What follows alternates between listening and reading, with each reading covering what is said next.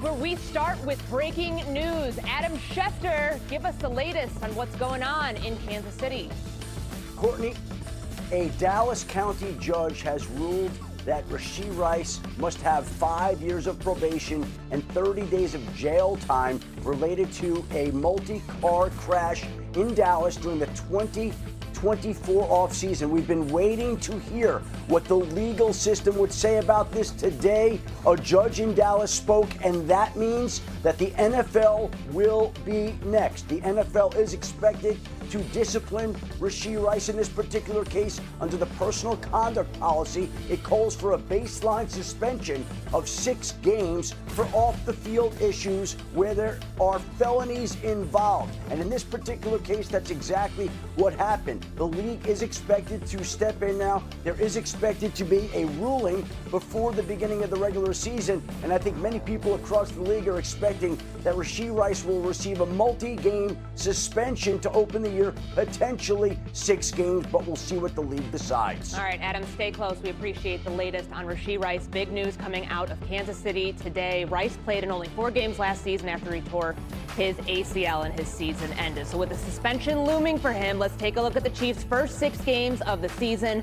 4 of Kansas City's 6 opponents made the playoffs last year, with the exception being the Giants and the Jags. All 4 of those games against playoff teams are going to be in Kansas City, featuring a rematch of Super Bowl 59 with the Eagles coming to town in week 2. Courtney Cronin, Sam Macho, ESPN NFL analyst, our front office insider, Mike Tannenbaum. We just heard from Adam Schefter. He's going to join us throughout the hour as well. I want to look at this stretch of games for the Kansas City Chiefs. That's a tough stretch for Patrick Mahomes and company to be without their number 1 receiver. Sam, like, if you're forecasting how they survive without him, where do you go? Well, I think the Kansas City Chiefs are going to struggle, but that's with or without Rashee Rice. Why do I say that? You look at those first 4 games, 3 of those teams are playoff teams. Talk about the Philadelphia Eagles, LA Chargers, who are getting better, the Baltimore Ravens. So I think they will struggle early on, but that's not to say that they haven't done enough to try and not necessarily prepare for this move. I feel like they knew there was going to be some type of suspension, but they get who is Jalen Royals in the draft. They know that Hollywood Brown is going to be back healthy again, so they're trying and supplement that loss. But that stretch early on is going to be difficult with or without Rashee Rice. Yeah, Sam, I see it differently. I think they're better than a 15-win team a year ago. They addressed what was their biggest issue, the offensive line. If Josh Simmons was healthy, their first-round pick out of Ohio State, may have been a top 10 pick, re-signed Trey Smith. My other question, guys, is this, though. You know, obviously it was a tragedy what happened last year. Rashee Rice needs to pay the appropriate punishment. However, once he was hurt, I'm surprised that they didn't try to move the process along and maybe serve a suspension last year while he's on IR, sort of get all that behind him. So hopefully he's healthy this year and then maybe would have had more eligibility. So the timing of this, again, I'm not surprised by this, but I'm just surprised they didn't try to move this along last year. Did they do enough in this offseason to add more weapons on the outside to give Patrick Mahomes the ability to create that explosive offense to combat a loss like this? Absolutely, Courtney. Look, as Sam mentioned, Jalen Royals out of Utah State, their 4th-round pick, I think has a really good upside. They also have Juju Smith-Schuster, Sky Moore, along with last year's first-round pick Xavier Worthy, and obviously, hopefully, a healthy Hollywood Brown. They will get Rashee Rice back, but again, to me, it all starts up front. When you look at this offense, Patrick Mahomes was 30th in air yards per attempt. That tells you he's getting rid of the ball really fast because they really struggled at left tackle in particular. So to me, even without Rashee Rice, give me a well-protected Patrick Mahomes, Sam, and I feel like we got a real shot. Yeah. Do you have any concerns about them winning the division in light of this news? I don't have concerns about them winning the division. And I go back to Mike T's point about the offensive line. You get Josh Simmons, which is a huge move. You re-signed Trey Smith, so he's still on your team. That's another big move. You've addressed your offensive line. That was the biggest issue in the Super Bowl. It was those 6 sacks, the offensive line getting beat up and bullied by the Philadelphia Eagles. So that was the biggest move. I do think they will struggle early just because all those teams that we're talking about, they're not getting worse. The LA Chargers are not getting worse. They're going to be more physical. Lamar Hampton, the first-round pick running back, is going to be a bruiser. And so I think there will be a level of struggle early, but I think this team is still set to win the division. They're going to be hungry after losing the Super Bowl last year. Okay, let's bring back in Adam Schefter. Adam, we know that Rashee Rice is not the only receiver right now dealing with legal issues this week. What is the latest you can tell us about Minnesota's Jordan Addison? Well, Courtney, a judge in Minnesota or in California today ruled that Jordan Addison would have 6 months of probation.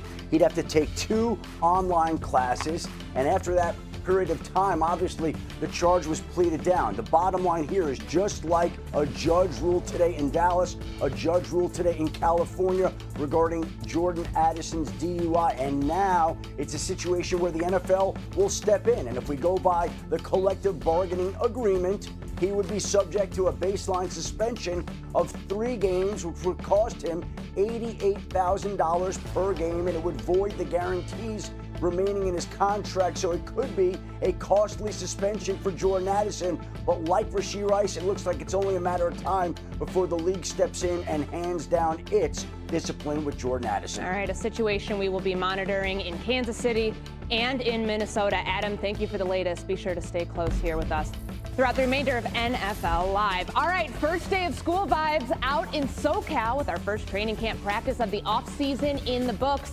Los Angeles Chargers had practice number 1 on Thursday in front of fans at the Bolt. Just 2 weeks from tonight, they face the Lions in the Hall of Fame game. Lindsey Theory is on the scene in El Segundo and joins us now after hearing today from Jim Harbaugh. Lindsey, what'd you hear from the Chargers coach on the first day of camp? Courtney, you nailed it. First day of school vibes. Jim Harbaugh's excitement and enthusiasm was palpable. He said, in fact, his goal for day 1 was to not let his emotions get the best of him as they got through football practice. After speaking with reporters for 25 minutes about everything under the sun, including the 7 presidents he's met, the Pope, and the 22 balls he's caught at MLB stadiums, Harbaugh took to the practice field. That was about 20 minutes before practice actually got going. The first player to follow him out there, Justin Herbert. And what Harbaugh expects for Herbert this season? Well, he says everyone must measure up to the quarterback. I think Justin's biggest weakness is those around him that he's counting on offense. Us coaches and playmakers and players on offense. We got to get to Justin Herbert's level. I think he's the head man, and we're going to follow him no matter what. But I think we could all play towards him and try to make him proud. Justin also enthusiastic about day 1, but in a little bit of a mood shift after practice because receiver Mike Williams is going to be retiring. He is retired from the Chargers as of today. Williams' agent, I should say, speaking with the Chargers and delivering them that news last night, and that is a big loss. Justin Herbert saying it's heartbreaking. Derwin James, their safety, echoing that same sentiment. Williams was expected to return and be a big playmaker for Herbert now after a couple of seasons away in New York and with Pittsburgh. And also, as far as receivers go, Herbert now really needing to see his rookie, Trey Harris. Harris is still not at training camp as the 2nd-round pick, and his representation tried to get a deal done with the Chargers to get that contract signed. I asked Harbaugh about the urgency to get Harris into camp. Harbaugh telling me the sooner the better. It can't happen fast enough. That's the facts, as the young people say. Courtney. We appreciate it. Thanks so much. That's a huge Herbert right now, and the Los Angeles Chargers keeping an eye on Trey Harris, obviously the Mike Williams situation, because it affects Justin Herbert. He put up some big numbers in his first season under Jim Harbaugh, but when you take a little peek under the hood, some of those numbers might be a little inflated. Including the wild card round against the Texans, Herbert went 2-6 against teams that made the playoffs last season and threw 9 touchdowns and 6 interceptions.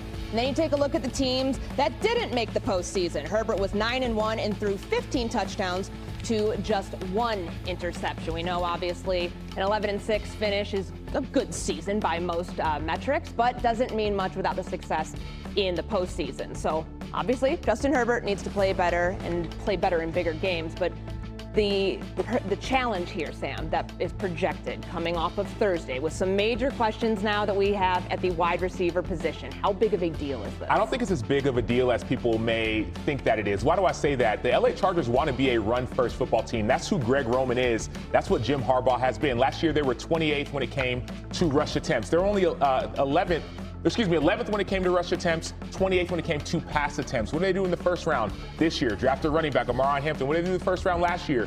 Draft Joe Alt, an offensive lineman. They have Bradley Bozeman on the interior. They get Mekhi Becton, who helped lead the Philadelphia Eagles running game. And so, for me, I expect this to be a physical, bruising type of offense, and there not to be as much pressure on Justin Herbert.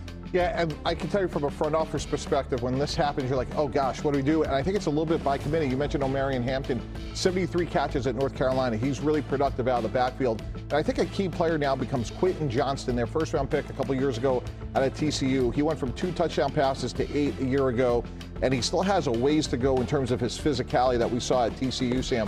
But if we get more production out of him, Tyler Conklin, there's enough pieces there where it's certainly not ideal to lose a guy before you even start camp that you were counting on, but there are enough other elements to their passing game that can make up for it. So the Chargers have to consider some replacements at wide receiver. One who is just in their backyard right now from our Chargers reporter, Chris Rim. There was some